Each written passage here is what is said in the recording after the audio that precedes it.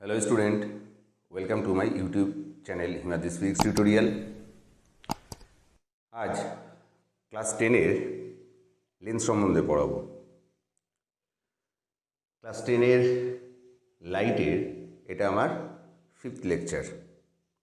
এর আগে তোমাদের যে ভিডিওটা দিয়েছিলাম তাতে তোমাদের পড়িয়েছিলাম লেন্স সম্বন্ধে এবং প্রিজম সম্বন্ধে। সেখানে লেন্সের অভিসারী এবং অপসারী ক্রিয়া কিভাবে হয় সেটা দেখানো হয়েছিল। আজ তোমাদের লেন্স সংক্রান্ত কয়েকটি সংজ্ঞা এবং কিছু ডায়াগ্রাম, লেন্সের সাহায্যে কিভাবে প্রতিবিম্ব তৈরি হচ্ছে সেই ডায়াগ্রাম এঁকে তোমাদের দেখাবো। আশা করি তোমরা সবাই খুব ভালো আছো এবং ভালোভাবে পড়াশুনো করছো। তাহলে চলো দেরি না করে আজকের পড়া শুরু করা যাক। দেখো, অভিসারী এবং অপসারী লেন্স কি, তার আগে উত্তল এবং অবতল লেন্স কি, এগুলি তোমাদের পড়িয়েছিলাম। আজকে লেন্সের কয়েকটি সংজ্ঞা পড়ব। সবার প্রথমে তোমাদের যে সংজ্ঞাটা বলবো সেটা হচ্ছে বক্রতা ব্যাসার্ধের। দেখো, এটা ধরো একটা উত্তল লেন্স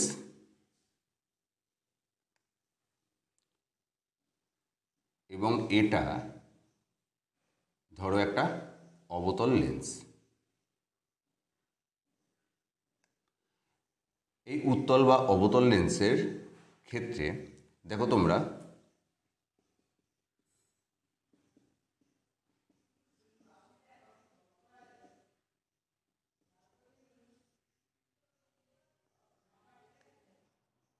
বক্রতা ব্যাসার্ধ।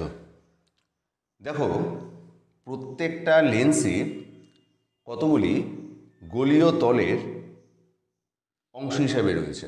কীরকম? এই যে লেন্সটা আছে উত্তল লেন্স, এদিকে যেন মনে হচ্ছে একটা গোলক আছে এবং এদিকে একটা গোলক, তাদের যে অংশটা কমন অংশ কেটে গেছে সেটা একটা উত্তল লেন্স হিসেবে যেন ব্যবহৃত হচ্ছে। আবার অবতল লেন্সের ক্ষেত্রে যেন মনে হচ্ছে এদিকে একটা গোলক আছে, এদিকে একটা গোলক আছে, তার মাঝের অংশটা অবতল লেন্স হিসেবে কাজ করছে। তাহলে এই যে লেন্সগুলি আছে, যে গোলকগুলি দ্বারা তৈরি হয়েছে, তাহলে প্রত্যেকটা গোলকেরই একটা সেন্টার আছে, এই গোলকেরও একটা সেন্টার আছে, এই গোলকেরও একটা সেন্টার আছে বা কেন্দ্র আছে। তাহলে এই যে গোলকের ব্যাসার্ধ, তাহলে এইটাকে বলবো আমরা বক্রতা ব্যাসার্ধ। দুটো বক্রতা ব্যাসার্ধ যদি সমান হয় তাহলে কি হয় না, সমানভাবে উত্তল, দুদিকের তলই হচ্ছে সমানভাবে উত্তল। আবার যদি দুদিকের ব্যাসার্ধ যদি সমান না হয় তাহলে সেটা আমি বলতে পারবো না উভয় উত্তল, কিন্তু উভয় সম উত্তল লেন্স হিসেবে আমরা বলতে পারবো না, বা সম অবতল লেন্স হিসেবে আমরা তাদেরকে বলতে পারবো না। তাদের বক্রতা ব্যাসার্ধ তখন আলাদা হবে। তাহলে বক্রতা ব্যাসার্ধ কী হবে?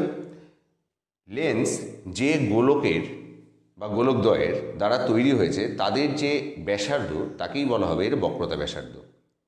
এবং এরপরেই তাহলে আসবে বক্রতা কেন্দ্র।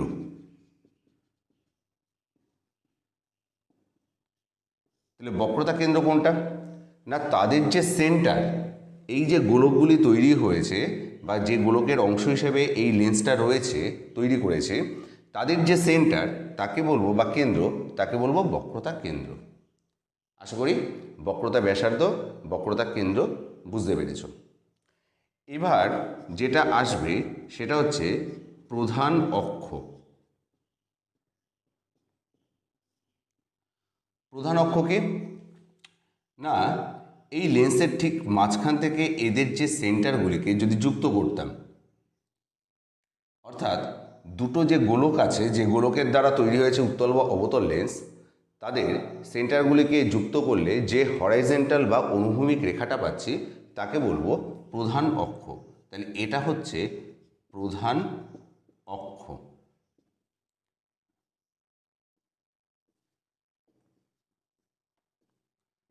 এটা আমরা করেছি উত্তল লেন্স, আর এটা একটা অবতল লেন্স। তাহলে প্রধান অক্ষ বোঝা গেল। প্রধান অক্ষের পরে যেটা আসবে সেটা হচ্ছে তোমার আলোক কেন্দ্র বা অপটিক্যাল সেন্টার।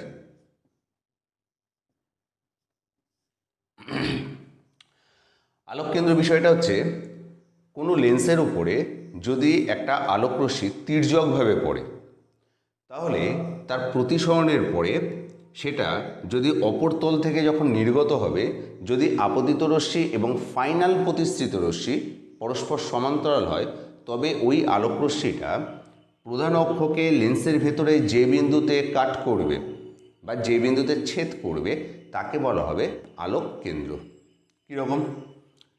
ধরো এই একটা আলোকরশ্মি আসছে, এই আলোকরশ্মিটা এখান থেকে প্রতিষ্ঠিত হবে, তাহলে এই যে লঘু মাধ্যম থেকে আসলো, লঘু মাধ্যম থেকে ঘন মাধ্যমে ঢুকলে ভেতরের দিকে চলে গেল, এই গিয়ে এই জায়গা আপতিত হলো। আবার যখন লঘু মাধ্যমে বেরোচ্ছে এইভাবে বেরোবে। এই আপতিত রশ্মি আর এই প্রতিষ্ঠিত রশ্মি যদি পরস্পর সমান্তরাল হয়, তবে এই আলোকরশ্মিটা যে বিন্দুতে কাট করেছে সেটা হবে তোমার আলোক কেন্দ্র। ও তাহলে উত্তল লেন্সের ক্ষেত্রে এটা হলো। অবতল লেন্সের ক্ষেত্রে সেটা কীরকম হবে? আলোকরশ্মি যদি এইভাবে আসে, একটা আলোকরশ্মি এইভাবে আসলো, তাহলে দেখো এটা কোন দিকে যাবে? দূরের দিকে যাবে। তাহলে এই ধরো আপতিত হলো, এইভাবে প্রতিষ্ঠিত হলো এবং আবার এইভাবে বেরোলো। তাহলে এই যে আপতিত রশ্মি যেটা আছে সেটা আর ফাইনাল প্রতিষ্ঠিত রশ্মি, এই দুজনে যদি পরস্পর সমান্তরাল হয় এইভাবে, এই আলোকরশ্মি যদি পরস্পর সমান্তরাল হয়, তাহলে যে বিন্দুতে ছেদ করেছে তাকে বলবো আমরা আলোক কেন্দ্র। তো এখন পাতলা লেন্সের ক্ষেত্রে যদি আলোক কেন্দ্র বার করি, মনে রাখবে আলোক কেন্দ্র একটা ইউনিক পয়েন্ট,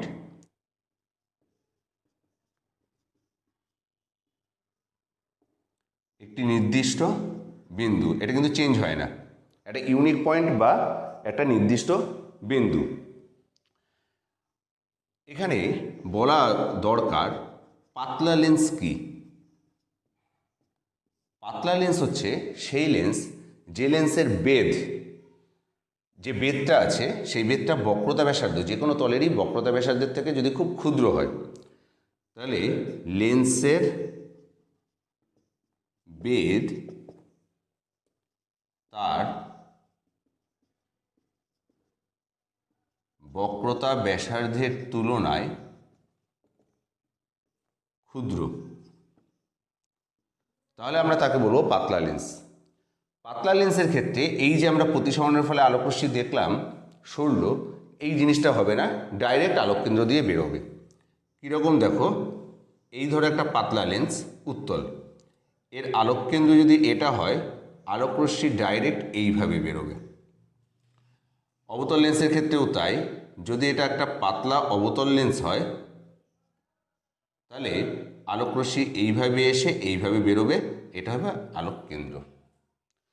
আলোককেন্দ্রটা যদি দেখা যায় যে দুজনের বক্রতা ব্যাসার্ধ সমান হয়, তাহলে ঠিক মিড পয়েন্ট হয়, অর্থাৎ দুটো গোলকেরই যদি বক্রতা ব্যাসার্ধ, দুটো তলেরই বক্রতা ব্যাসার্ধ যদি সমান হয়, তাহলে ঠিক মিড পয়েন্ট থেকে বেরোবে। আর যদি দেখা যায় যে কোনো একটা বক্রতা ব্যাসার্ধ বড় আর একটা ছোট, তাহলে কিন্তু ওটা সরে যাবে, এর ভেতরেই থাকবে কিন্তু ডান দিক বা বাদিকে সরে যাবে। আশা করি এইটুখানি বুঝতে পেরেছ পাতলা লেন্স পর্যন্ত। এবার যেটা করব সেটা হচ্ছে লেন্সের ফোকাস।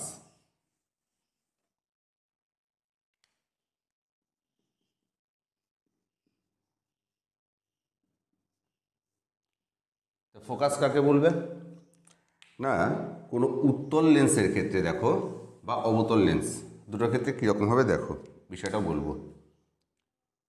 ধরো এই একটা উত্তল লেন্স যার প্রধান অক্ষ এটা এল, এল ড্যাশ, প্রধান অক্ষের সমান্তরালভাবে যদি আলোকরশ্মি আসে একেবারে প্যারালাক্সে বা উপাক্ষীয় রশ্মি, এই উপাক্ষীয় রশ্মি প্রতিসরণের পরে যদি দেখা যায় প্রধান অক্ষের উপর কোনো একটা বিন্দুতে মিলিত হয় বা মিলিত হতে চাইছে, কার ক্ষেত্রে? মানে কোনো একটা বিন্দু থেকে অপসৃত হচ্ছে বলে মনে হবে, সেটা হচ্ছে অবতল লেন্সের ক্ষেত্রে, তাকে বলা হবে ফোকাস। তাহলে অবতল লেন্সের ক্ষেত্রে এটা ছবিটা আঁকি। ধরো এই হচ্ছে একটা অবতল লেন্স, এইভাবে সমান্তরাল আলোক রশ্মি আসছে, এটা আলোক কেন্দ্র এল, এল ড্যাশ হচ্ছে তোমার লেন্সের নাম দিলাম। এই যে আলোক রশ্মি আসছে, এই আলোক রশ্মি এমনভাবে আমরা কি জানি দূরের দিকে চলে যাবে, এমনভাবে দূরের দিকে যাবে যেন মনে হবে কোনো একটা বিন্দু থেকে ও আসছে বলে মনে হবে বা অবস্থিত হচ্ছে বলে মনে হবে। তাহলে সেটা কীরকম, এই যে পেছন দিকে বর্ধিত করলে দেখো প্রধান অক্ষের উপরে একটা বিন্দুতে মিলিত হয়েছে, এই যে বিন্দুতে মিলিত হলো সেই বিন্দুকে আমরা বলবো লেন্সের ফোকাস, অবতল লেন্সের ফোকাস। এই ফোকাস দুই ধরনের হয়। নাম্বার ওয়ান, একে ফোকাস বা মুখ্য ফোকাস বলবো। নাম্বার ওয়ান, প্রথম মুখ্য ফোকাস, এবং নাম্বার টু হচ্ছে দ্বিতীয় মুখ্য ফোকাস।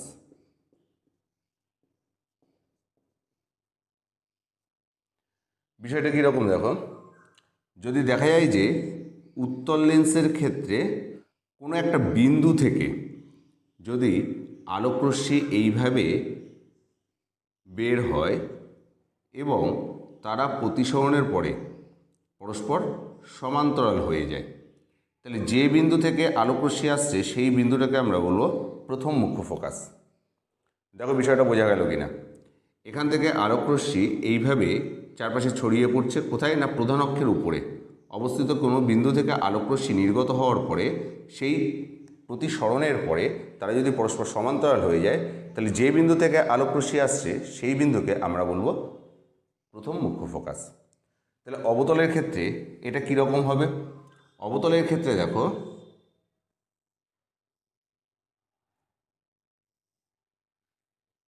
এমনভাবে থাকবে যে প্রতিসরণের পরে তারা পরস্পর সমান্তরাল হবে। তাহলে পরস্পর যদি সমান্তরাল হয়, এটা আলোক কেন্দ্র, সেন্টারটা আলোক কেন্দ্র, এটা এল, এল ড্যাশ।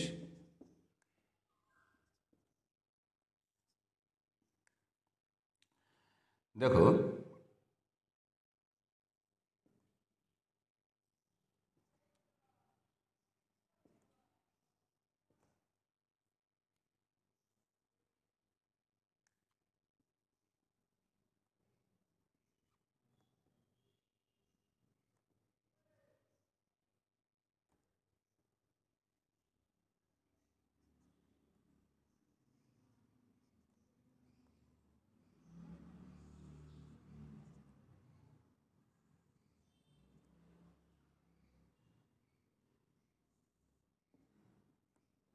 দেখো এইভাবে আলোকরশ্মি আসলো, প্রতিসরণের পরে তারা প্রত্যেকে পরস্পর সমান্তরাল হয়েছে। কার? নিজেরা তো সমান্তরাল হয়েছে, প্লাস প্রধান অক্ষের সমান্তরাল হয়েছে। যদি হয় তাহলে যে বিন্দু থেকে আলোকরশ্মি আসছে বলে মনে হবে, এখান থেকে মনে হচ্ছে না বেরোচ্ছে, অর্থাৎ এরা এসে এই পয়েন্টে মিলিত হতো, এটাকে বলবো প্রথম মুখ্য ফোকাস। তাহলে প্রথম মুখ্য ফোকাস আশা করি বোঝা গেল। এবার করব দ্বিতীয় মুখ্য ফোকাস। এই যে ছবি দুটো এঁকেছিলাম এগুলি হচ্ছে দ্বিতীয় মুখ্য ফোকাসের ছবি। কীরকম? সেক্ষেত্রে হচ্ছে প্রধান অক্ষের সমান্তরাল আলোকরশ্মি আসবে, প্রতিসরণের পরে তারা প্রধান অক্ষের উপর অবস্থিত কোনো বিন্দুতে মিলিত হবে। যে বিন্দুতে মিলিত হবে তাকে আমরা বলবো দ্বিতীয় মুখ্য ফোকাস। F2 দিয়ে তাকে ডিনোট করেছি।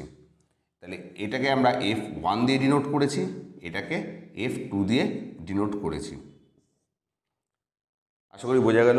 এটা হচ্ছে প্রথম মুখ্য ফোকাস, কোনটা? F1। আর এক্ষেত্রে হচ্ছে দ্বিতীয় মুখ্য ফোকাস,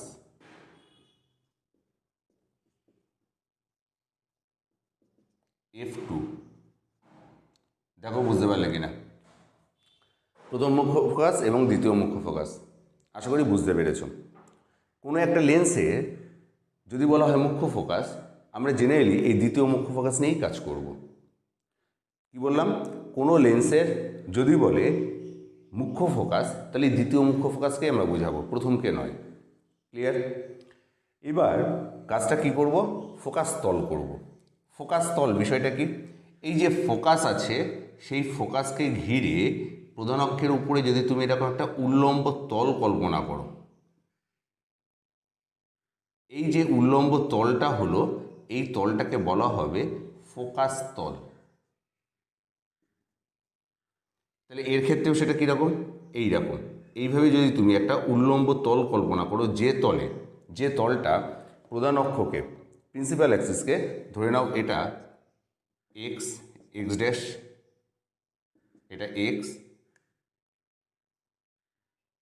এক্স ড্যাশ। প্রধান অক্ষটাকে আমি ডিনোট করলাম এইভাবে, এক্স, এক্স ড্যাশ, এটাও তাই, এক্স, এক্স ড্যাশ। এই প্রিন্সিপাল অ্যাক্সিসকে কাট করছে যে উল্লম্ব তলটা, যে তলের উপরে ফোকাসটা আছে, অর্থাৎ দ্বিতীয় মুখ্য ফোকাস বা প্রথম মুখ্য ফোকাস, অর্থাৎ মুখ্য ফোকাস আছে, তাকে আমরা বলবো ফোকাস তল। তাহলে এর ক্ষেত্রেও এটা হবে তোমার ফোকাস তল। তাহলে এখানে কীরকম হবে, এখানে এইভাবে যদি আমি একটা তল কল্পনা করি, সেই তলটা হবে ফোকাস তল। এখানেও তাই, এইভাবে তুমি যদি একটা উল্লম্ব তল কল্পনা করো, যে তলটাতে ফোকাস রয়েছে এবং যেটা প্রধান অক্ষকে লম্বভাবে কাট করবে, তাকে আমরা বলবো ফোকাস তল। আশা করি বোঝা গেছে। ফোকাস তলের উপর অবস্থিত কোনো বিন্দু, মুখ্য ফোকাস ব্যতীত অন্য যে কোনো বিন্দুকে বলা হয় গৌণ ফোকাস। তাহলে গৌণ ফোকাস কাকে বলবে,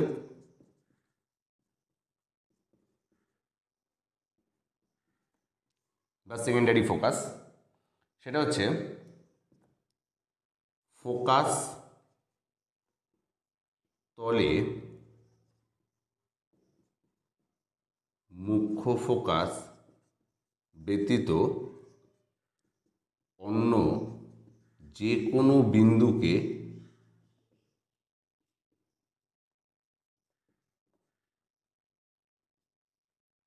গৌণ ফোকাস বলে। বোঝা গেল?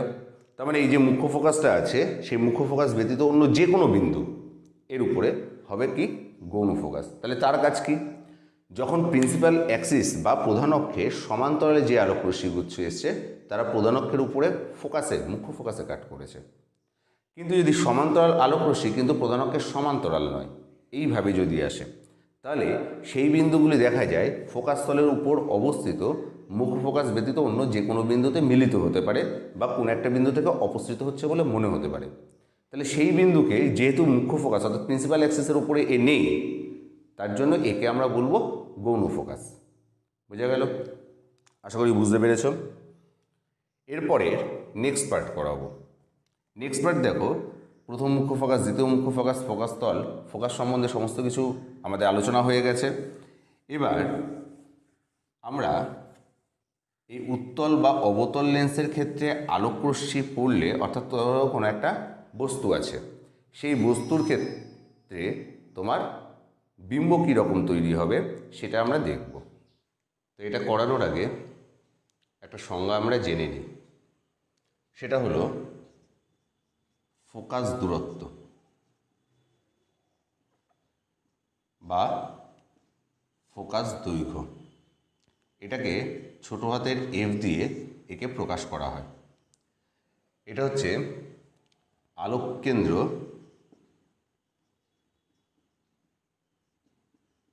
ও ফোকাসের দূরত্বকে বলা হয় ফোকাস দৈর্ঘ্য বা ফোকাস দূরত্ব লেন্সের। আমরা যেহেতু লেন্সের ক্ষেত্রে এটা করছি, তাহলে উত্তল লেন্সের ক্ষেত্রে ফোকাস দূরত্বটা কীরকম হবে, ধরে নাও এটা আলোক কেন্দ্র, এটা একটা লেন্স, উত্তল লেন্স এল ড্যাশ। তাহলে এর আমরা জানি প্রথম মুখ্য ফোকাস এবং দ্বিতীয় মুখ্য ফোকাস যথাক্রমে ধরো F1 বা F2, দুটোই সমদূরত্বে হবে। যেহেতু আমরা এখানে যে লেন্সগুলি ব্যবহার করব সেগুলি দুদিকেরই বক্রতা ব্যাসার্ধ সমান, তার জন্য ফোকাস দূরত্ব দুদিকে সমদূরত্বে হবে। দেখো ও থেকে এফ, এই যে ডিস্টেন্সটা, এই দূরত্বটাকে আমরা ফোকাস দিয়ে বলবো ফোকাস দূরত্ব, আলোক কেন্দ্র থেকে ফোকাসের দূরত্ব। একই রকমভাবে অবতল লেন্স যদি তুমি আঁকো তার ক্ষেত্রেও এই একই রকম হবে। এটা আলোক কেন্দ্র, এখানে একটা ফোকাস, সেম ডিস্টেন্সে আর একটা ফোকাস, তাহলে এটা হবে একটা ফোকাস দূরত্ব, এইভাবে ফোকাস দূরত্ব। পরবর্তীকালে তোমরা পড়বে, দেখবে এই ফোকাস যেটা আমরা লিখছি ফোকাস দূরত্ব, এটা প্লাস হবে না মাইনাস হবে সেটা নির্ভর করবে লেন্সের উপরে, বস্তুর অবস্থানের উপরে, সৎ বস্তু না অসৎ বস্তু তার উপরে নির্ভর করবে।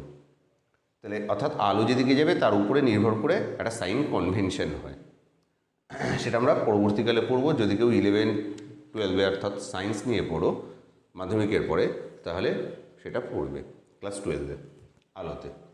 এবার আমরা কি করব বলেছি না, উত্তল বা অবতল লেন্সের ক্ষেত্রে বস্তুর বিভিন্ন অবস্থানে, তার অবস্থান হওয়ার জন্য বিভিন্ন অবস্থানে যদি বস্তুকে রাখো তাহলে তার প্রতিবিম্ব কীরকম হবে সেটা আমরা রশ্মিচিত্র এঁকে দেখব। তো চলো প্রথমে উত্তল লেন্সের জন্য করি।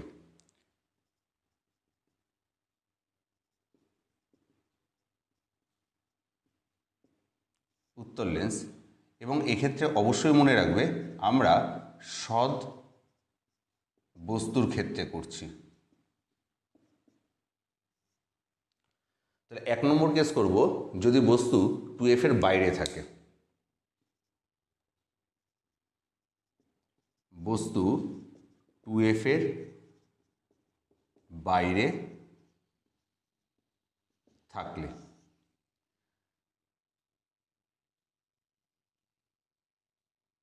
ধরো এই হচ্ছে উত্তল লেন্স এল ড্যাশ, ঠিক মিড পয়েন্টের এটা হচ্ছে আলোক কেন্দ্র, সম দূরত্বে দুটো বিন্দু নিলাম যথাক্রমে F1 এবং F2 ফোকাস। তাহলে এইটুখানি যদি F হয় এটা হবে 2f। আমরা প্রথমে নিলাম 2f এর বাইরে, তাহলে 2f এর বাইরে যদি বস্তু রাখি, এখানে প্রতিবিম্ব কীভাবে তৈরি হয় দেখো। মনে করি বস্তুটা হচ্ছে PQ, কিউ বিন্দু থেকে চারপাশে আলো ছড়িয়ে পড়ছে, তাহলে একটা আলোকরশ্মি আছে যেটা প্রধান অক্ষের সমান্তরাল। এই প্রধান অক্ষের সমান্তরাল যে আলোকরশ্মিটা সেটা এইভাবে গিয়ে আপতিত হলো লেন্সের উপরে, এবং প্রতিসরণের পরে তাহলে সেটা কোথা থেকে যাবে, অবশ্যই ফোকাস থেকে বেরোবে, এইভাবে বেরোচ্ছে স্ট্রেট। তীর চিহ্ন কিন্তু খুব ইম্পর্টেন্ট, আমরা এগুলিকে বলা হয় রে ডায়াগ্রাম বা রে ডায়াগ্রাম বলি। রে ডায়াগ্রামে তীর চিহ্ন যদি ঠিকঠাক না হয় তাহলে কিন্তু শূন্য পাবে, তাহলে এটা কিন্তু খেয়াল রাখবে। এবং কিউ বিন্দু থেকে আরও আলোকরশ্মি চারপাশে ছড়িয়ে পড়ছে, তাহলে একটা আলোকরশ্মি যেটা আলোক কেন্দ্রের ভেতর থেকে যাবে। আমরা জানি যেহেতু পাতলা লেন্স ব্যবহার করছি, পাতলা লেন্সের ভেতর থেকে আলোক কেন্দ্র বরাবর আলোকরশ্মি সোজা বেরিয়ে যায়। তাহলে এখান থেকে যে আলোকরশ্মিটা আলোক কেন্দ্র দিকে যাচ্ছে এইভাবে, সেটা এইভাবে স্ট্রেট লাইন বরাবর এইভাবে বেরিয়ে যাবে। তাহলে দেখো এই বিন্দুতে কাট করেছে, এই বিন্দুতে যদি কাট করে তাহলে এই পয়েন্টটা হবে স্মল কিউ প্রতিবিম্ব, বোঝা গেল, কার ক্যাপিটাল কিউয়ের। তাহলে এই রকম ঘটনা প্রতিটা বিন্দুর মধ্যে যদি ঘটে, আমরা এই জায়গায় এই প্রতিবিম্বটা পাবো যেটা হচ্ছে স্মল পি কিউ। তাহলে এখানে দেখো প্রতিবিম্ব আমরা কি পাচ্ছি না, বস্তু থেকে ক্ষুদ্র পেলাম, অবশিষ্ট এবং সৎ, কারণ দুটো আলোকরশ্মি এখানে যেহেতু ছেদ করেছে, এখানে একটা পর্দা যদি রাখি আমি, তাহলে সেখানে এই প্রতিবিম্বটা পাবো। তাহলে এখানে প্রতিবিম্ব কি হবে, সৎ, এবং দেখো উল্টানো, তার মানে অবশিষ্ট, ঠিক আছে, এবং বস্তু থেকে ক্ষুদ্র হয়েছে।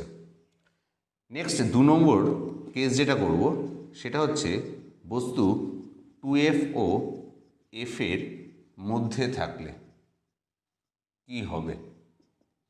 এই একইভাবে আমরা প্রতিবিম্ব আঁকবার চেষ্টা করব। এই হচ্ছে লেন্সটা এল ড্যাশ, এই হচ্ছে আলোক কেন্দ্র। এবার কোথায় আছে না, সমদূরত্বে থাকবে ফোকাস, এটা F1, এবং এইদিকেও সমদূরত্বে F2 রয়েছে, দুদিকে সেম ডিস্ট্যান্স হবে।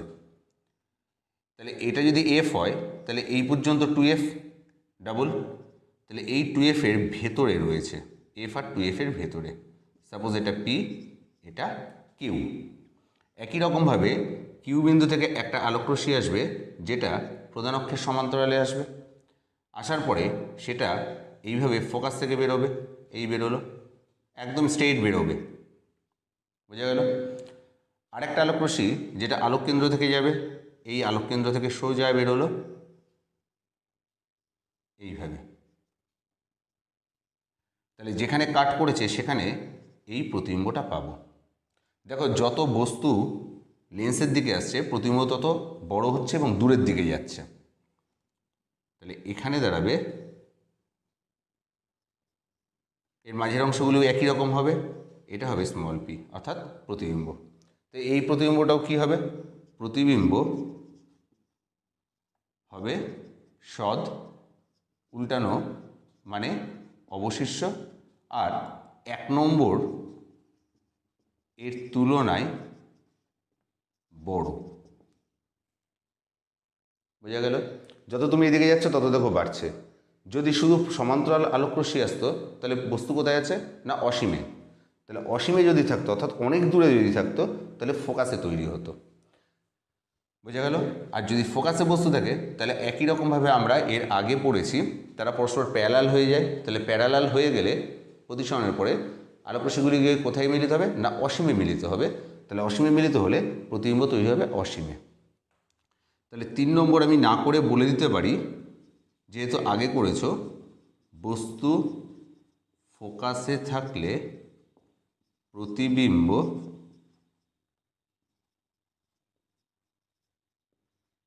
অসীমে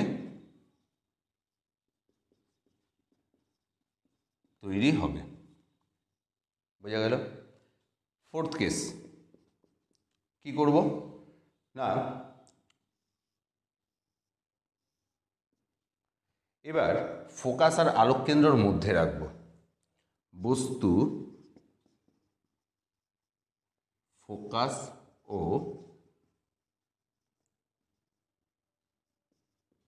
আলোক কেন্দ্রের মধ্যে থাকলে।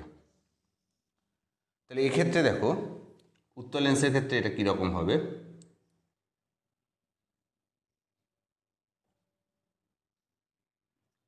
এল এল ড্যাশ লেন্সটা প্রধান অক্ষ, ঠিক মধ্যবিন্দুটা হবে আলোক কেন্দ্র ও। মনে করি এটা হচ্ছে ফোকাস F1, সমদূরত্বে রয়েছে ফোকাস F2। এবার আলোক কেন্দ্র আর ফোকাসের ভেতরে বস্তু ধরো PQ রয়েছে। তাহলে প্রসেস একই, কী করব, কিউ থেকে সমান্তরাল আলোকরশ্মি যাচ্ছে, সেটা প্রতিসরণের পরে কোথায় যাবে, ফোকাস থেকে বেরোবে।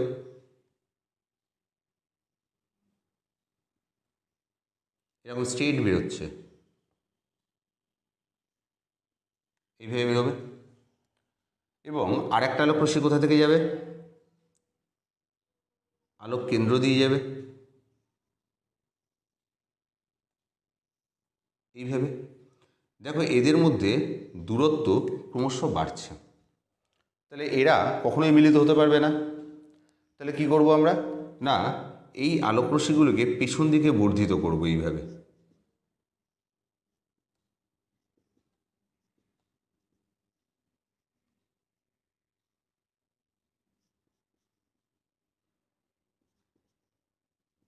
বর্ধিত করলে যে বিন্দুতে মিলিত হচ্ছে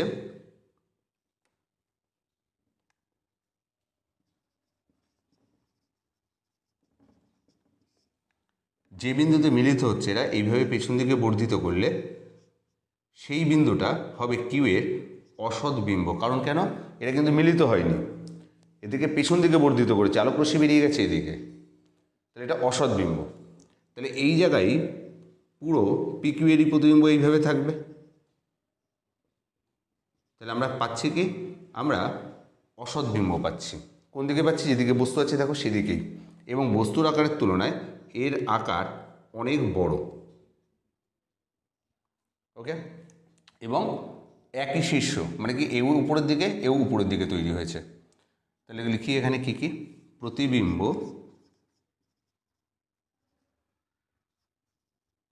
অসৎ হবে, বস্তুর তুলনায় বড় হবে এবং সমশীর্ষ হবে। তাহলে উত্তল লেন্সের ক্ষেত্রে আমরা দেখলাম দুই ধরনের জিনিসই পাচ্ছি, সদ্বিম্ব এবং অসদ্বিম্ব দুটোই পাচ্ছি। সদ্বিম্ব কত পর্যন্ত পাবো? Up to focus.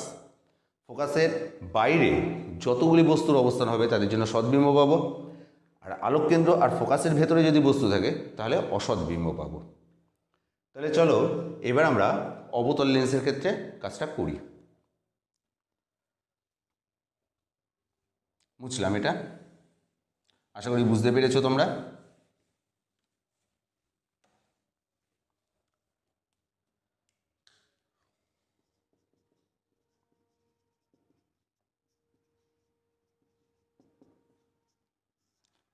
কার জন্য করছি? সৎ বস্তুর জন্য।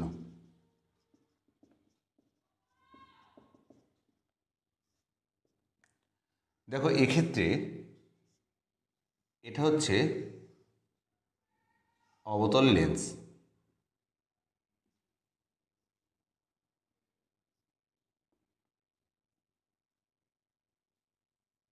এটা অবতল লেন্স। ঠিক মিড পয়েন্টে থাকবে আলোক কেন্দ্র, এটা প্রধান অক্ষ। মনে করি লেন্সটার নামকরণ করি এল ড্যাশ, এটা হচ্ছে আলোক কেন্দ্র ও। তাহলে তোমাদের বলেছি দুদিকেই ফোকাস করব, এটা F1 সমদূরত্বে, এদিকে করব F2, এই দূরত্ব দুটোই সমান। ফোকাসের বাইরেই আমি একটা বস্তুকে নিলাম, সাপোজ পি কিউ। তাহলে যা থিওরি সব এক, সেটা কি? একটা আলোকরশ্মি সোজা এইভাবে কার সমান্তরালে, না প্রধান অক্ষের সমান্তরালে গিয়ে আপতিত হলো লেন্সের উপরে। তো আমরা জানি এইভাবে যদি লেন্সের উপরে আপতিত হয় দূরের দিকে চলে যাবে, অর্থাৎ বাইরের দিকে যাবে। এমনভাবে যাবে যাকে পেছন দিকে বর্ধিত করলে আমরা জানি মনে হবে যেন ফোকাস থেকে আসছে। তাহলে এটা যাবে এইভাবে বেরোচ্ছে, বোঝা গেল? যাকে পেছন দিকে বর্ধিত করলে এটা মনে হবে কোথায় আসছে, না ফোকাসে আসছে। ক্লিয়ার? আরেকটা আলোকরশ্মি এইভাবে লেন্সের প্রধান অক্ষের ভেতর থেকে, আলোক কেন্দ্রের ভেতর থেকে যাবে। তাহলে দেখো এরা যে এখানে মিট করেছে, এই জায়গায় মনে হচ্ছে কাট করেছে। তাহলে এখানে এই যে কিউ বিন্দু তার অসৎ বিম্ব তৈরি হবে। তাহলে পুরো পি কিউ বস্তুটারই প্রতিবিম্ব তাহলে এই পয়েন্টে তৈরি হবে, এটা হচ্ছে পি, স্মল পি। তাহলে এখানে কি বিম্ব তৈরি হলো? যেহেতু বাস্তব আলোকরশ্মি অন্যদিকে যাচ্ছে, দুই দিকে, তাদেরকে পেছন দিকে বর্ধিত করার জন্য মনে হয়েছে এখানে ছেদ করেছে, তার জন্য এটাই হয়েছে অসৎ বস্তু, অসৎ প্রতিবিম্ব, সৎ বস্তুর অসৎ প্রতিবিম্ব। তাহলে এখানে তৈরি হচ্ছে কি, এক হচ্ছে প্রতিবিম্ব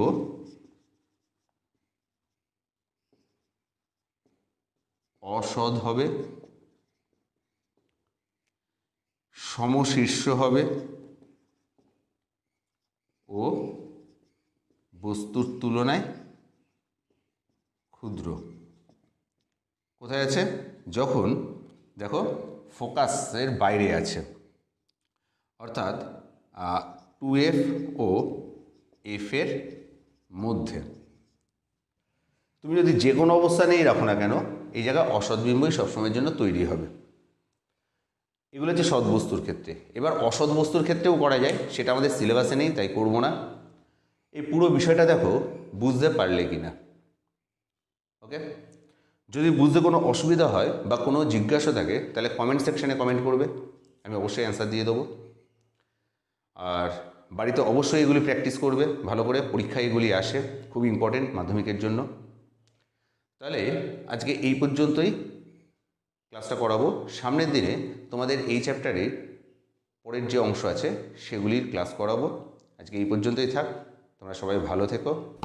আর যারা নতুন এসেছো এই চ্যানেলে তারা অবশ্যই চ্যানেলটি সাবস্ক্রাইব করে নিও। যারা অলরেডি সাবস্ক্রাইব করেছো তাদের অসংখ্য ধন্যবাদ।